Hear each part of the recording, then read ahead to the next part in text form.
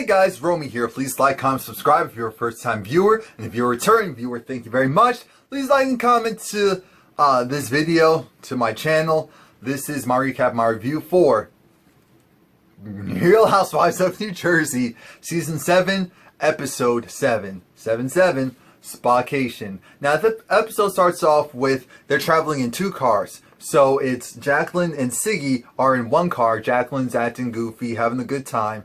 But Siggy's just like, okay, so are you going to be receptive to what Teresa says? How are you going to play this? Well, you know, if she talks to me, I'll talk to her respectively.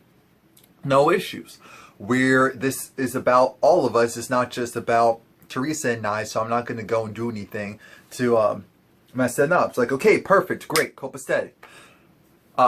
Teresa's in the car with Melissa and also Dolores. Dolores is driving, just like how Siggy was driving.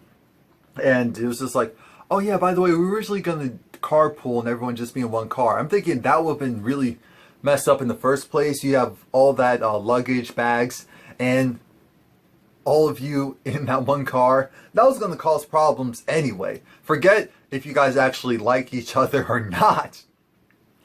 It's just a mess. So they show up, they all show up, and there's a guy who's waiting with champagne. Of course, smart. Get them liquored up early. Get them a little relaxed, less tense. So they pick their rooms. You know, the first ones to show up was Teresa's group. And they pick their rooms. And the thing about that is, well, there's nothing really special about that. But I think Jacqueline had to take the room in the basement, or chose to take the room in the downstairs.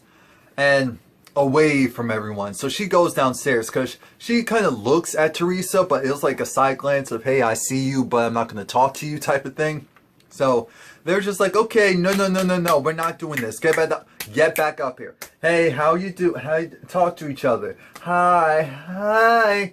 And then Jacqueline tries to go and, no, Teresa tries to go and hug Jacqueline because Teresa's just like, you know, I can act fake. I mean, I can act cordial. Let me just go and hug this woman. And Jacqueline stuck out her hand for a handshake. It's just like, we've been friends for all these years, and even though we're having this major argument fight, you are doing this to me? And I'm thinking, yes, Teresa, she did that to you. Was it right? I thought it was a little petty, but again, you guys are having a real issue, so it is pretty fake to just be like, oh, no. That's reserved for... You really could have just been like, hey, what's up? That's how it actually should have been. No contact. No physical contact. Because that's just another thing to add to a list of the things you don't like about each other at that very moment. Joe is having issues trying to feed the kids at home because, you know, he sees Melissa handling that. So it's just like, oh yeah, we have fish sticks. No, we have chicken fingers. Okay, no chicken fingers. No this, no that. It's just like, calm down. I'm convinced that once the cameras are off, Joe invites his parents to come over and help out or something, because he also works from home along with working in an office, so he's never really off. That is the only other thing regarding him, and even Melissa now with her business venture. So everyone goes and they order their food, and we're thinking, okay, how's this conversation going to go? Because, you know, when usually around the table and food, people just naturally start to talk. This is usually like the first time that they're just sitting down with each other. And they're sitting down together with each other. And that's usually a big deal because it gives them the opportunity to say things that they didn't... What am I trying to... Dang, what... that they may not get to say to each other on a daily basis, or during the day at least. And I believe it was Chris. It was either Chris or Joe, the other Joe, that called Joe. And it was just like, yeah, it's crazy, Jack. I got left with the kids too.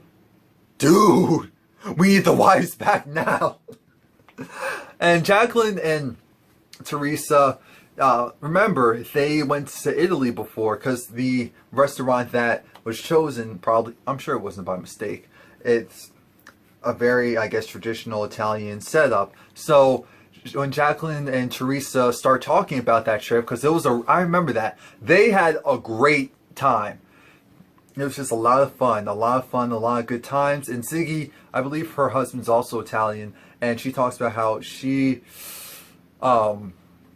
she got ingrained in the culture, but she also needs to realize she has to remember her own. And the narrative switches over because now everyone's talking about how their lives were before all the glitz and glam. And Jacqueline talks about how, of course, her husband had the company, and he went from having a job that generates a lot of income to a company and position where you have to put out a lot of money. So we're downsizing right now. There are times where we had absolutely nothing in the bank because all of it was wrapped up in the business, and people think that it happens overnight. It takes a couple of years just to really get it going and then break even.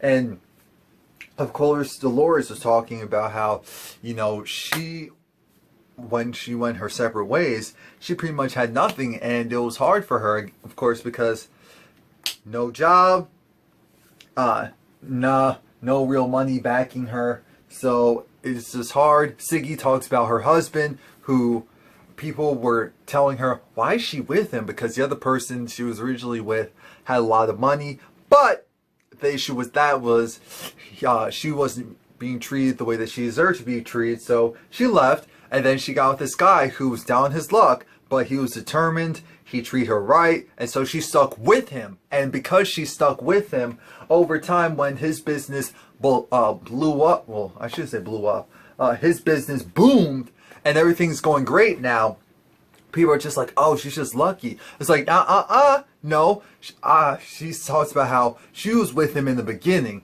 and I feel like sometimes he looks at me once in a while, and this is what all the women were saying, how their men look at them once in a while. It's just like, yeah, she's a good one. She's a keeper. Because if you can be with me when we have nothing and we're struggling, there is no reason why we can't stay together when things are finally on the up and up. In real life, is that how it is? Not at all. But it is what it is. And Teresa even just talks about how when the things were going on in their family life at home, it was hard. It was just so hard. Because it's just like, it's just you and that other person, and you all have to figure it out. But they switched from that serious talk to everyone's had some drinks in them and they're having a good time. Listen to this. They didn't have this when we were little. S'mores. They didn't have s'mores when they were little. Like, come on now. Come on now. Come on. Listen. Free time, I'm home. I mean, I never wanted to miss Gia's 8th grade dance. Again, cute times of everyone just coming together and talking about their kids and missing certain things. And for Jacqueline, it's different because when it comes to Nicholas, her son, because he has autism, there's a lot of things that he's not able to do, at least as of yet. And Jacqueline doesn't have those type of stories, so you can tell she's just kind of watching and looking and just enjoying everyone and their campfire stories and with their kids and all that. But it's just nice because Jacqueline and Teresa, they come together because, like I said, they realize that this is stupid. We love each other. Our families love each other. And there's bigger things going on. Like, of course, Jacqueline, because of her what's going on with her son, she's going to have some bad days, and she may not verbalize that. So if there's an attitude, or she's feeling a little sour, or if she's coming for the juggler, or anything like that, that could be the case. I've been saying that this whole time, but again, hindsight is 2020. Oh, it just takes some people longer time. So at this point, they're all made up. It's all good. But Teresa's like, let's go and play around. Let's go and play around. Act like things are bad. So she calls up Joe. Well, FaceTimes him. It's just like, Jacqueline, I'm done with her. Joe, get me. And Jacqueline's just like, Joe, hey Joe, I'm Teresa. Get your wife. I'm done with her. Again, it's nice to, I don't know why, but I guess you have to get away from it all when you're trying to resolve things, at least with this group. Now they decided to go and do wine pong, because I don't think they have beer, they have wine.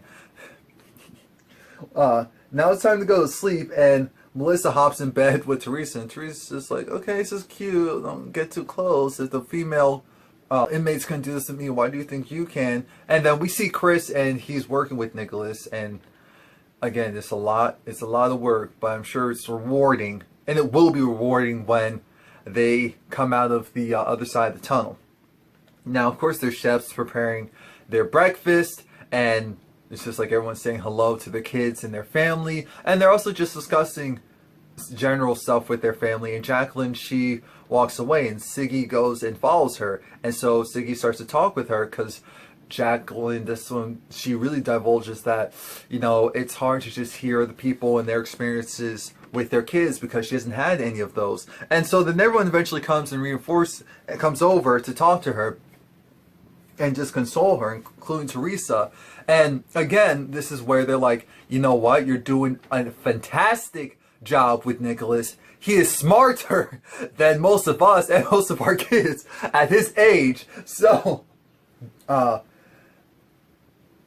you definitely have to continue to look at the positive, and you know, and everything else will come. Everything else that you deserve, that he deserves, it'll happen. It'll happen for you. It may not happen in the time that you want to happen for him, but it will happen. It will happen. And again, this clearly has to do with why Teresa acts a certain way, why Jacqueline acts a certain way sometimes, because she's dealing with a lot, and sometimes she needs to vent more to people, but she doesn't. So then she goes and she blows up because she just can't handle any more BS. Now, what was it? Dolores and Melissa are talking about Teresa and Jacqueline. Teresa and Jacqueline realize it. They're looking at them like, wait a minute, are they talking about us? And yes, they are. They're talking about the fact how you two came back together and you're just so chummy, but in a good way, in a positive way, in a thank God it's happening way. And Jacqueline is just like, hold up, why are you two talking about us? I can read lips, I see it. And Siggy had to go while now they're going and they're getting massages. It's funny because Jacqueline and Teresa got massages together and they really loved it. But Siggy has to now go and talk to Jacqueline and let it be known, Jacqueline, because they're back at the house.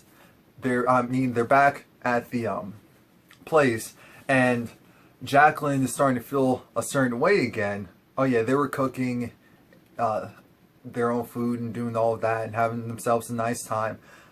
Joe, he met up with, he's actually trying to figure out what type of security he needs to have in place. He has a security dog, but also anything else to protect his family while he's gone, since he won't be able to be there to do so.